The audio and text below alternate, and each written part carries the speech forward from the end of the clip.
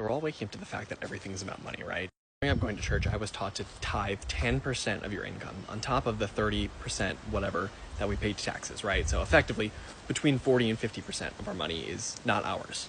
And I was taught it was to pay the mortgage, to pay the missionaries to go overseas and teach other people about Jesus, even though they didn't really want to know and they were doing fine to begin with without us going overseas. Those of you that were raised religious, you'll probably know the story of Jesus entering the temple and Lisa Rinna-style table flipping all of the money exchange that was going on. Because at that time, folks were traveling for Passover.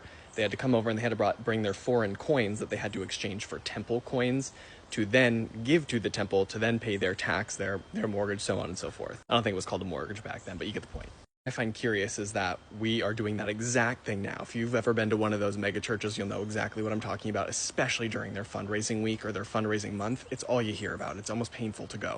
I've gone to dozens of Catholic churches throughout my entire life, and they get to a point where they're like, we're desperate, we might have to close our doors, and it's the same fear, shame, you're not paying enough, we'll have to shut down, what will happen? It's comical thinking back on it. The good that I want to extract from this is I do believe in donating money, and I do believe that whatever you give, you'll receive back tenfold. You want to do your homework. You obviously want to make sure that the money is being used in the way that they say it's being used, because there are so many scams in 503c companies, like nonprofits. Taking this a step further, saying you have to go to church every single Sunday for your entire life, otherwise you're a sinner if you don't, right? You're going every Sunday, and you feel shame if you don't, and you kind of shame other people if they don't. You're giving 10% of your income. For what?